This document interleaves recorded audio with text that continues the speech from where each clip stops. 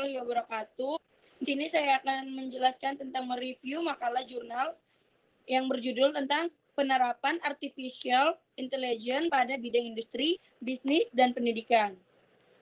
Next, sebelum saya menjelaskan makalah ini, saya akan memperkenalkan diri saya dulu. Nama saya Lisa Fernanda. Saya dari program studi S1 Informatika Universitas Mulia. Next. Di bab 1 ini ada pendahuluan ya. Di pendahuluan itu ada latar belakang. Latar belakang itu saya akan jelaskan.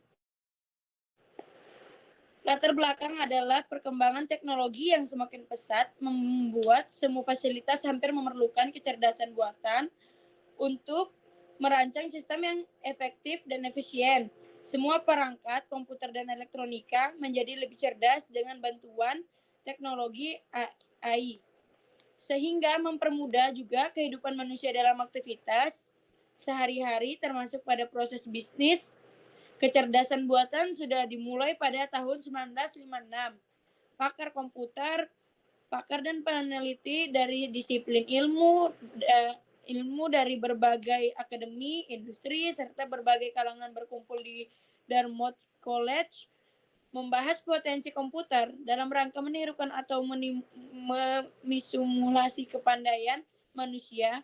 Beberapa ilmuwan yang terlihat adalah Alan Newell, Herbert Simon, Marvin Minsky, Oliver Sheldrick.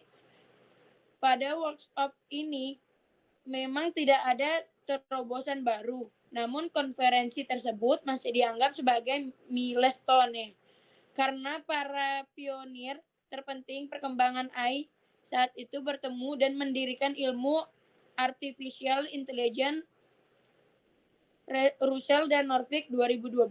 Next.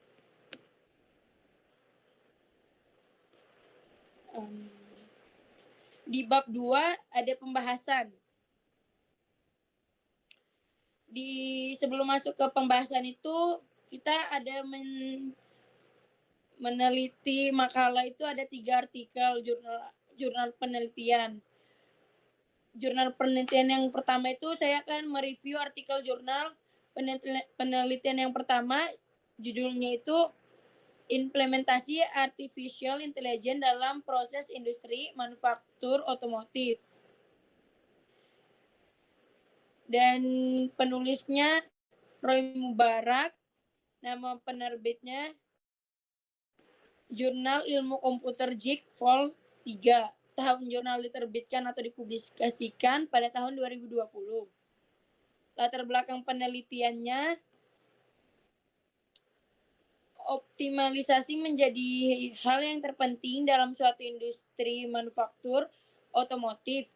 Beberapa problem yang sering terjadi di dalamnya diantaranya adalah desain, produksi, kualitas, kecepatan proses, dan efisien bahan baku. Optimalisasi berhubungan dengan sebuah persoalan yang dapat mempunyai nilai maksimum atau minimum dari sebuah fungsi dengan beberapa variabel yang biasanya diikuti oleh pembatas kesamaan atau ketidaksamaannya. Tujuannya adalah memberikan penjelasan yang efektif pada personal industri manufaktur dengan melakukan proses utilisasi sumber yang efisien. Next.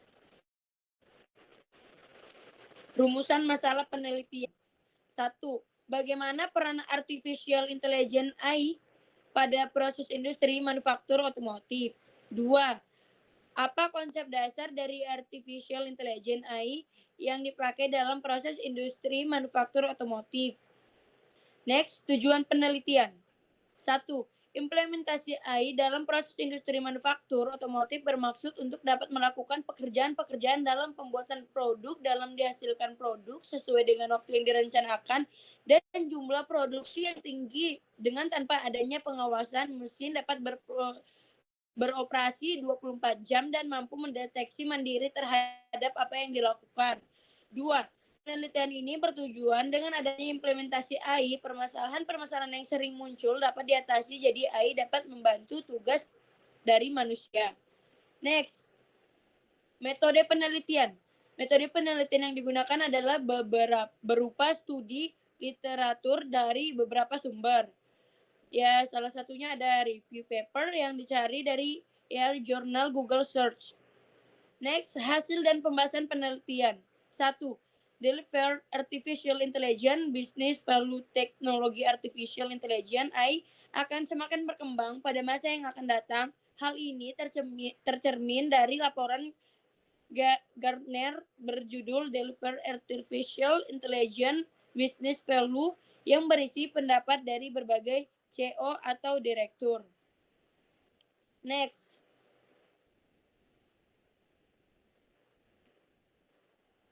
kesimpulan dan saran. Kesimpulan yang diperoleh dari penelitian ini adalah kesimpulan sebagai berikut. 1. Teknologi AI telah dimanfaatkan menjadi tools yang sangat berguna untuk menyelesaikan persoalan optimasi dalam sistem manufaktur otomotif. 2. Beberapa dasar algoritma teknik-teknik AI yaitu genetic algorithm, simulated analysis, tabu search, dan algoritma imun diimplementasikan dalam kemajuan AI sampai saat ini.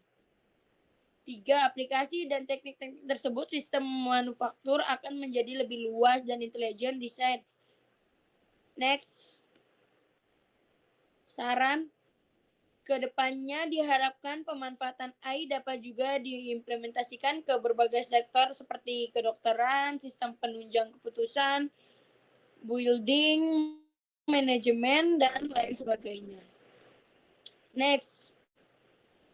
Di sini saya akan mereview artikel jurnal penelitian yang kedua yang berjudul tentang memanfaatkan kecerdasan buatan dalam bisnis, implikasi, aplikasi, dan metode. Nama penulis artikel jurnalnya Andrea Sestino, Andrea De Mauro. Nama penerbit artikel jurnal penelitian Taylor dan Prancis Online. Tahun jurnal diterbitkan atau dipublikasikan pada tahun 2020. Next, latar belakang penelitiannya. Di zaman ini, kecerdasan buatan AI adalah kata kunci. Pertumbuhan aplikasinya yang stabil telah menembuskan secara radikal kehidupan manusia dan organisasi bisnis. Perusahaan telah mengenali peluang bisnis yang relevan yang berasal dari adopsi AI yang ditunjukkan untuk mendorong daya saing, merekayasa ulang produksi atau layanan, atau memikirkan kembali bisnis strategi. Meskipun AI muncul sebagai disiplin ilmu, di tahun 1950-an ini adalah bisnis pertama kalinya aplikasi muncul hanya pada tahun 1980, didorong oleh keberhasilan paradigma sistem pakar. Next, rumusan masalah penelitian.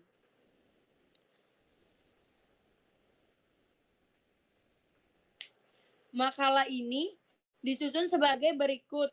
Bagian 2 menyajikan tinjauan literatur yang relevan. Bagian 3 menyajikan kasus dunia nyata menampilkan teknologi berbasis AI. Bagian 4 membahas peluang dan tantangan yang terlibat dalam penerapan teknologi berbasis AI.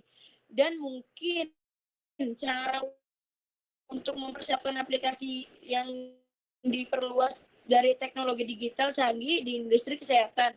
Bagian 5 menyimpulkan penelitian dengan meringkas hasil, mengartikulasikan implikasi terhadap literatur dan praktik, serta keterbatasannya dan penelitian pada masa depan kebutuhan. Next. Tujuan penelitian. Struktur topik pada daftar 3.780 makalah penelitian yang ditemukan, makalah ini disusun sebagai berikut. Yang kedua bagian memperkenalkan konsep yang terkait dengan AI dan gambaran singkat tentang fenomena ini.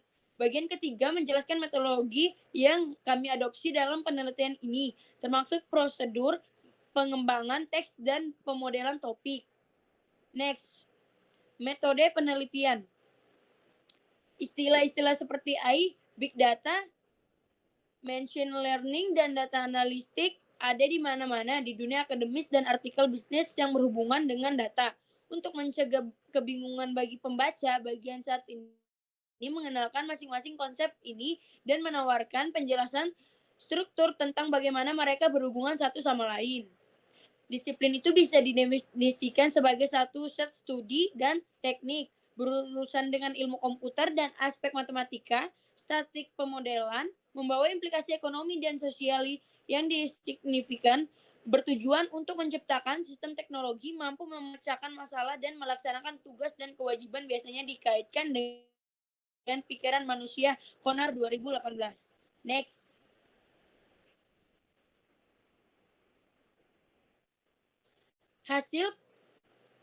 Hasil pembahasan penelitian.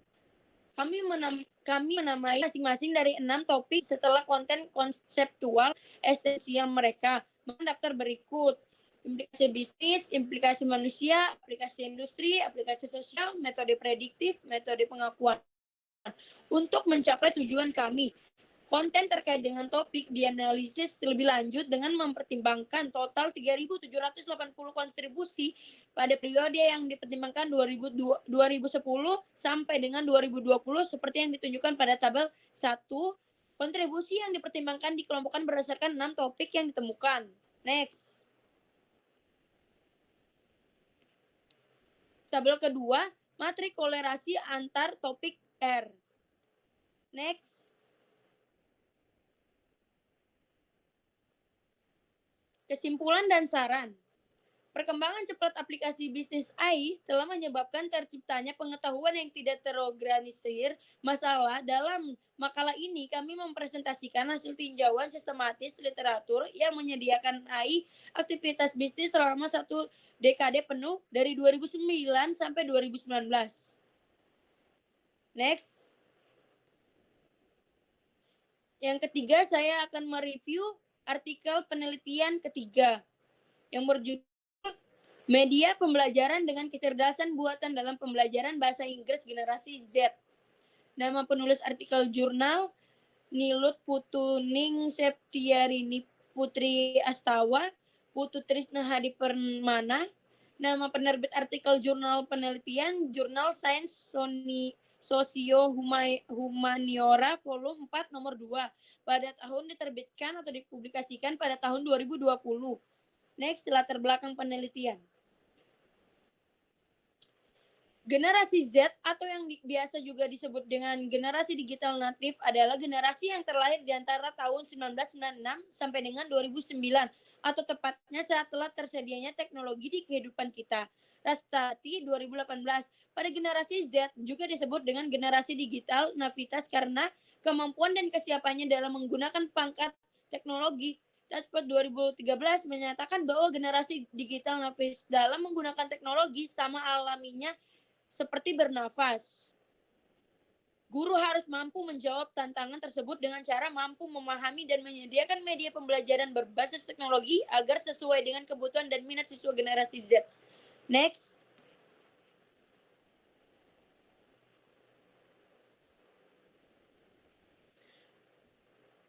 Rumusan masalah penelitian. Berdasarkan latar belakang di atas, maka rumusan masalah dalam penelitian ini adalah sebagai berikut. 1.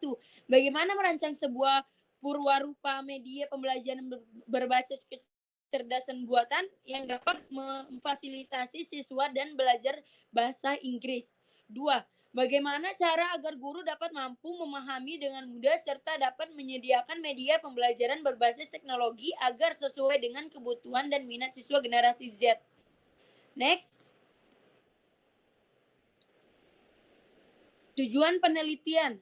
Penelitian ini bertujuan untuk mengembangkan sebuah purwarupa media pembelajaran bahasa Inggris berbasis kecerdasan buatan untuk siswa kelas SMP 5 Mengwi, Bali. Next. Metode penelitian. Penelitian ini berfokus untuk mengembangkan sebuah media pembelajaran berbasis kecerdasan buatan dengan menggunakan hewan endemik Indonesia berbasis topik materinya. Terdapat 5 jenis hewan endemik yang digunakan dalam penelitian ini, diantaranya komodo, bekantan, cendrawasih, curik Bali, dan maleo. Next. Hasil pembahasan penelitian. Artificial intelligence atau kecerdasan buatan dari segi pengimplementasiannya di dunia pendidikan adalah sebuah sistem yang dirancang sedemikian rupa agar dapat membantu proses belajar mengajar Dengan dilakukannya penelitian ini, diharapkan hasil produk dan penelitian dan pengembangannya dapat mengasah kemampuan siswa dan melakukan proses pembelajaran mandiri. Dalam sistem kecerdasan buatan terdapat fungsi di mana sistem ini dapat digunakan sebagai tempat di mana siswa mempelajari materi pembelajaran. Siswa dapat mengakses pembelajaran dimanapun, kapanpun, saat mereka membutuhkan. Next.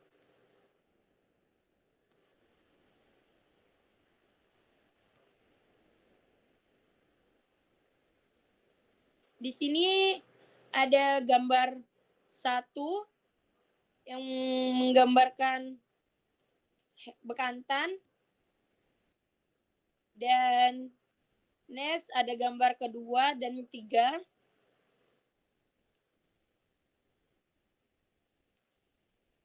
Oke, next lagi. Kesimpulan dan saran.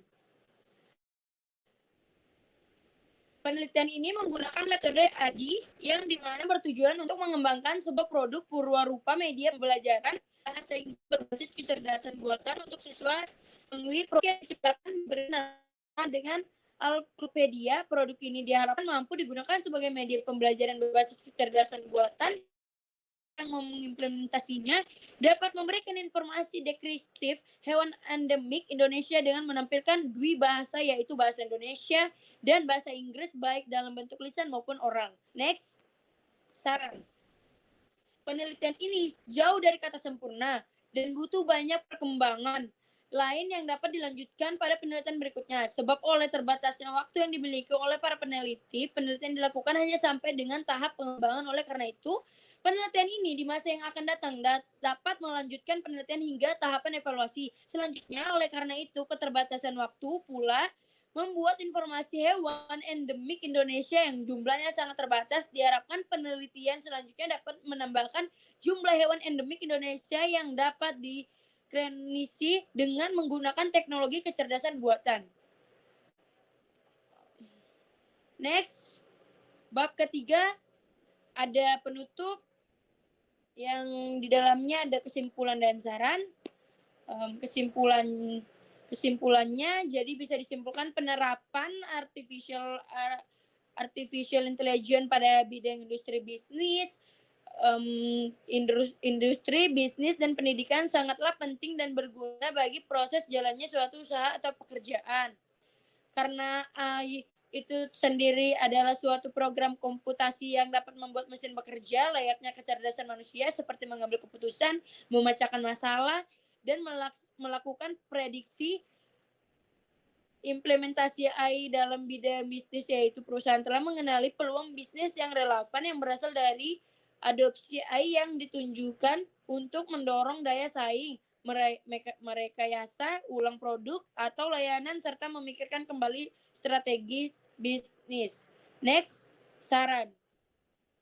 Saran untuk semua bidang dari ketiganya, dari industri, bisnis, dan pendidikan, diharapkan dapat mengimplementasikan artificial intelligence yang nantinya semua pekerjaan atau usaha dapat dikerjakan dengan mudah. Karena manusia tidak bisa mengerjakan banyak pekerjaan dalam satu waktu secara bersamaan.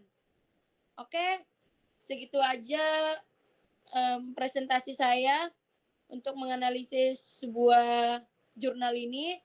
Jika ada salah-salah kata dan kurang-kurang kata, saya mohon maaf. Saya Lisa Fernanda. Assalamualaikum warahmatullahi wabarakatuh. Bye-bye. Terima kasih. Sanameo. Udah guys.